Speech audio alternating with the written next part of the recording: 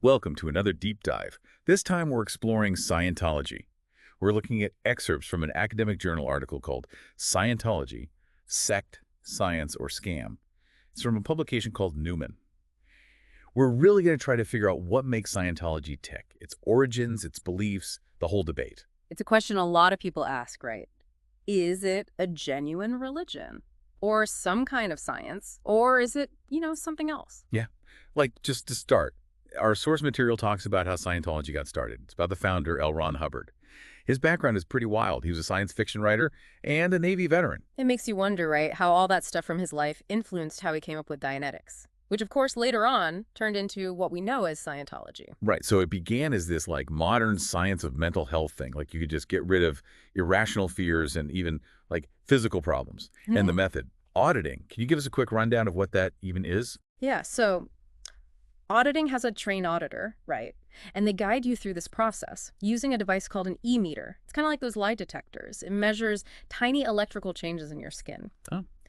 The point is to find and then address areas where there's a lot of emotional charge or stress. The goal is to get to a state of clear, where you're totally free from what they call your reactive mind.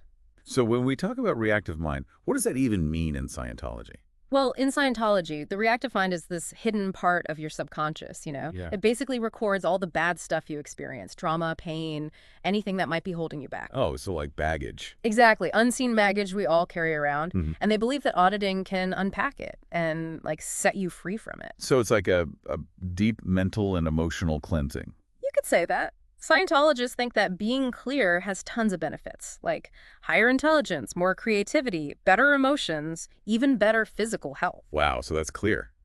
But there's more, right? It doesn't end with just clear. You got it. It's a whole spiritual cosmology, with different levels of awareness and stuff you could achieve. And at the heart of it, there are these things called thetans. Oh, yeah. Thetans, remind me again, what are those? Think of them as immortal spiritual beings. Souls, basically. But they're inhabiting human bodies. Scientologists believe that we've lived countless lives before this one, and that we keep reincarnating after we die. So our thetan is jumping from life to life, like hopscotch. Yeah, something like that. And the goal. The big goal is to reach total spiritual freedom, Right. where the thetan isn't held back by anything physical anymore. And Scientology says they have the instructions for how to do this. Right. They have teachings, auditing practices, all these courses and training. It's a whole system with its own language and rituals and rules. I can see how that would attract so many different people. Celebrities, artists, regular people. People looking for answers or self-improvement. Exactly. But of course, there's the other side of the story. The controversy. The people who think it's a cult, the ones who think it's a real religion. It seems like that's going to be a debate for a long time to come. That's what's so interesting about it, this back and forth. That's why we wanted to do this deep dive, to look at all these sides. For sure. It's about the details, about thinking for yourself, and then coming to your own conclusions. So let's talk about the cult thing. What makes that word so controversial for these new religious movements? Well, first off, the words cult and anti-cult movement, they come with a lot of baggage. For sure. It's bigger than just Scientology. There are all these new religious movements, and they often get accused of things like brainwashing, taking advantage of people. But the thing is, legally defining what a cult is, that's hard. And our source even mentions this example, right? This 1977 bill in New York.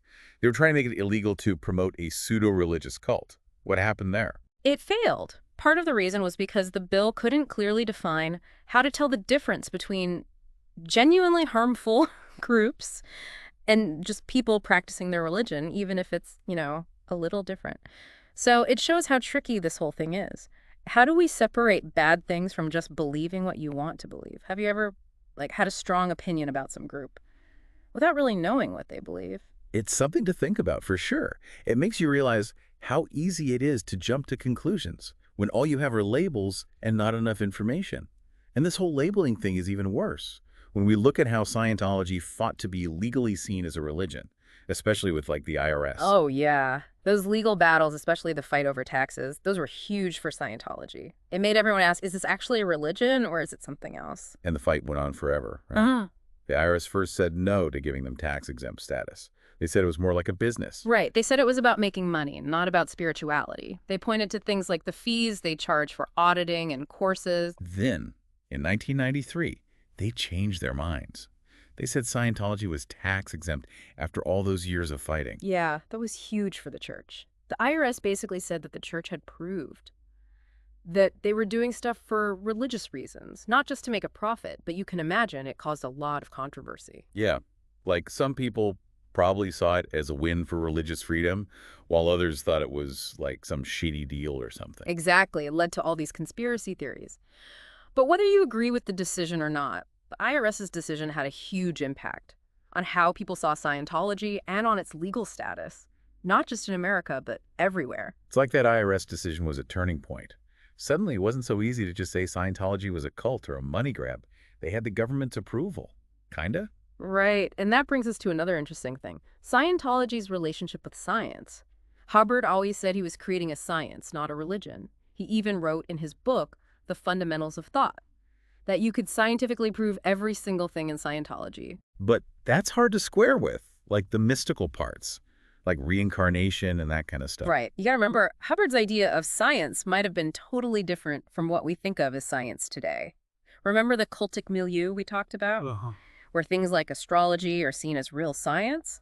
Hubbard was working in that world. So he wasn't lying about science, he just had a different view. Yeah, I think within his worldview, he actually believed his methods were scientific, like they were based on observation and experiments. He wanted to understand and make the human mind better. But then, as Scientology grew, the religious side became more important. Like the spiritual stuff became a bigger deal. And the church seemed to want to move away from saying it was all science. It's an interesting shift. Like, it went from a science trying to be a religion to a religion trying to forget about science. It shows how hard it is to categorize any belief system. It's rarely just science or a religion. True, it's more like a spectrum, and Scientology seems to move around on that spectrum. For sure, which Yeah. makes it all the more interesting. Totally. And since we're exploring, our source talks about the free zone. What's that all about? And why is it important for understanding Scientology? The Free Zone is a group of people. They consider themselves Scientologists, but they aren't part of the official church. They left the organization for different reasons, but they still believe in the core stuff. So they're like rogue Scientologists. You could say that. They're fascinating to study. They show how real the beliefs can be in Scientology. Like, if it was all brainwashing, wouldn't people who left the church completely reject it? Yeah, they'd want nothing to do with it. Exactly.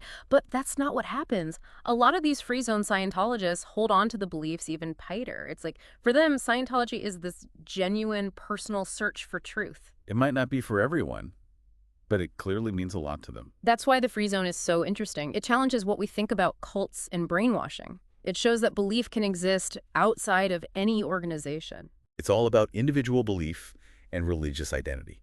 And that's just the beginning. I want to dive deeper into the free zone and see what else we can learn about belief and about how complex Scientology really is. Yeah, it's a fascinating area for sure. It really shows you, belief doesn't need a strict structure. It challenges how we think about, like, religious authority and who gets to decide what's the right interpretation. That's so true. We think of religions as these big, like, institutions.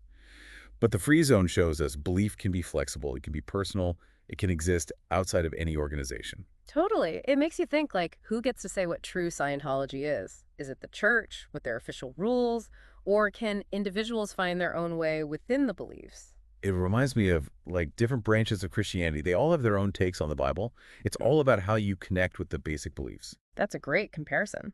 And speaking of connecting with beliefs, our source mentions another thing: Scientology's relationship with science. We know Hubbard thought he was a scientist, but how does that fit with, like, the more mystical stuff in Scientology, like reincarnation or astral projection? Yeah, it's kind of confusing, right? You've got Hubbard saying it's scientific, but then you have these ideas that are more spiritual. How do we, like, make sense of that? Well, it's really important to remember what Hubbard thought science was might have been totally different from what we think of as science today. Remember that cultic milieu thing, where they see things like astrology as real science? Hubbard was part of that world. So you're saying he wasn't trying to trick people with the science talk? Not really, no. Like, in that worldview, he honestly believed his methods were scientific, like, based on observations and experiments. He saw Dianetics and Scientology as tools to, like, understand and improve the human mind. But then, as Scientology went on, It got more religious, like the spiritual side became more obvious. And the church seemed to want to step away from those early claims about science. Yeah. It's like those two things were tangled up. Sometimes they pulled in opposite directions. It just goes to show how hard it is to label any belief system.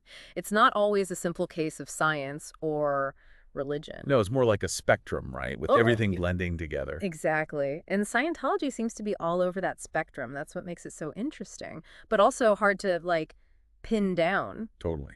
Speaking of interesting, our source brings up a really big part of Scientology's history, their legal fights with the U.S. government. Oh, yeah. Those were some serious battles. That whole fight over tax-exempt status. That was a turning point for Scientology. It forced everyone to ask, is this a real religion under U.S. law? And the IRS said no at first, right? Saying it was more about money than religion. Right. They said Scientology was more like a business. They pointed to stuff like how much they charged for auditing and training. But then, Yeah. they changed their minds in 1993. They said Scientology could be tax exempt. After all those years of fighting. It was a big surprise. The IRS said the church had shown that what they were doing was for religious reasons, not just for profit. But it was a controversial decision. I bet. I can only imagine what people thought.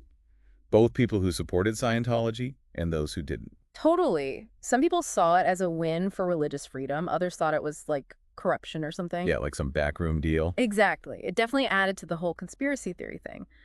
But if we ignore that for a second, what did the IRS decision mean for Scientology? Yeah, what happened because of it? It was a big moment, like getting that recognition from the U.S. government, that religion label. It made it harder for other countries to just dismiss Scientology. They couldn't just say it was a cult or a money-making thing anymore.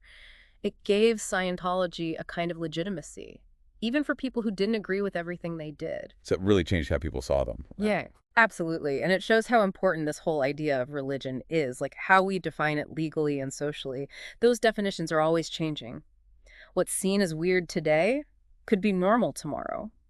And the other way around, too. Yeah, it's like this constant back and forth between belief and power and how people see things. Mm. And Scientology with all its science fiction stuff and spirituality and legal battles. It's been a big part of that. It has. And it makes us think about some important questions. No matter what we believe personally, how do we even define religion in today's world? It's so diverse and complicated. Where's the line between real belief and taking advantage of people? It goes beyond just Scientology. It's about religious freedom in general. Yeah. And how we decide as a society what's okay and what's not okay. Exactly. And as we try to answer these questions, it's important to be open-minded and think critically. I agree. And speaking of critical thinking, our source dives deeper into Scientology's beliefs, like the basic stuff that draws people in, and also gets them criticized. Yeah. It's like going inside L. Ron Hubbard's mind, the guy who wanted to change the world, with his mix of science and spirituality. This world where the human mind can do amazing things, where science and religion blur together. Mm. And that creates this belief system that's both fascinating and confusing. For sure. So let's take a look at those ideas, the ones at the heart of Scientology, and see why people are so drawn to it and why it's been so controversial from the very beginning. Okay, let's get down to it. The beliefs.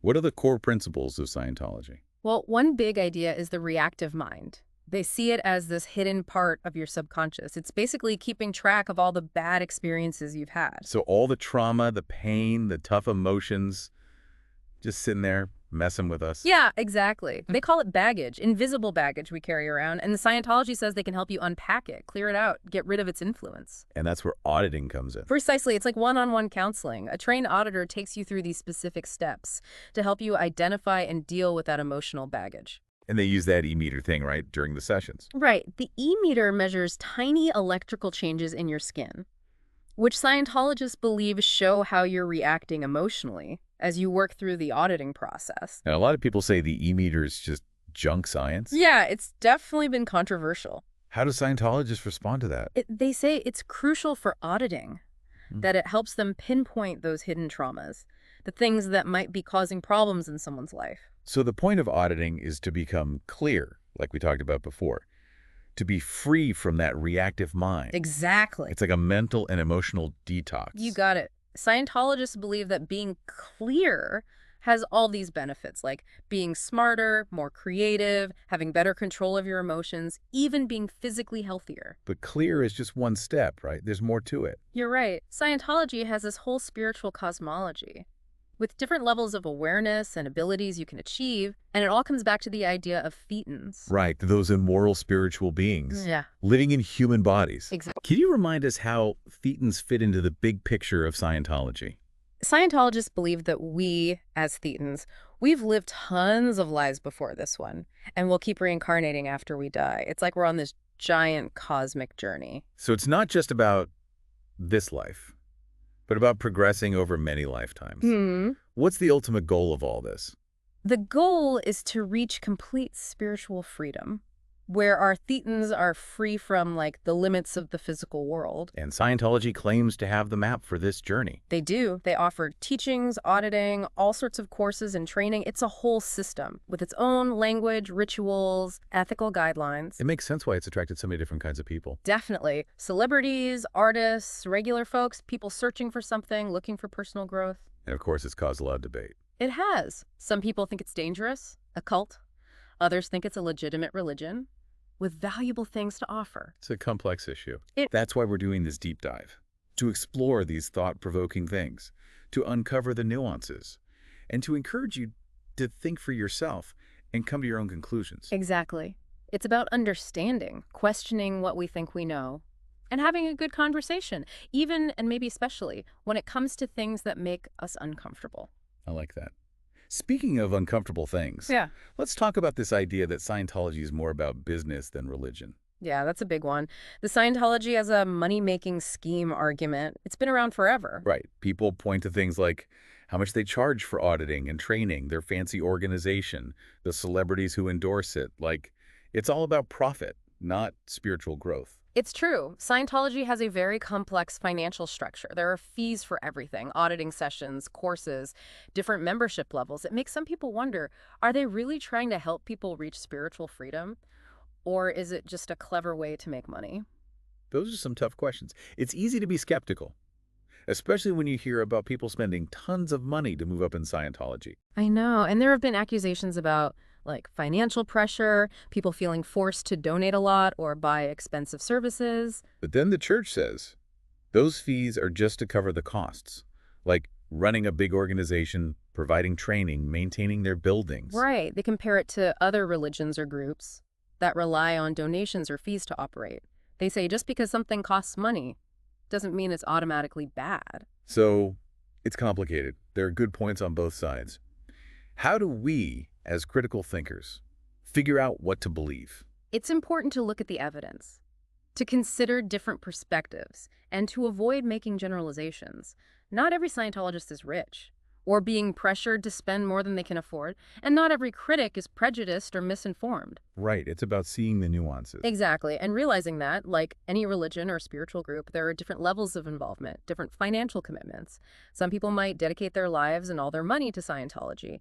Others might just be involved casually. It's about individual choice. Absolutely. Speaking of individual journeys, let's talk about the spiritual path Scientology offers. Okay, so we've covered auditing and being clear, but what happens after that? What are the next steps?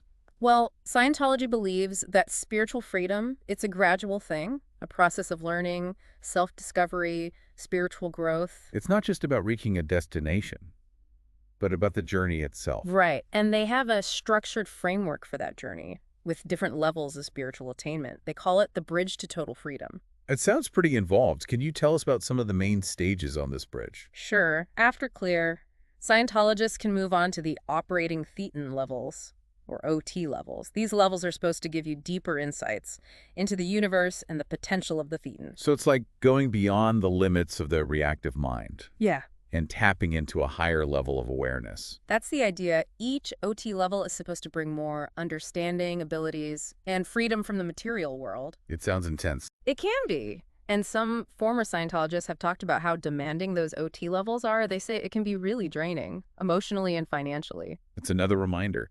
There are different perspectives on this journey, and it's up to each person to decide how far they want to go. For sure. And even within Scientology, there are different ways to understand these levels. and different approaches to the spiritual path. So it's not one size fits all. Exactly. And that's something to remember as we keep exploring the complexities of Scientology. So we've talked about this idea of Scientology as like a ladder or a bridge, Mm. leading to higher levels of spiritual awareness.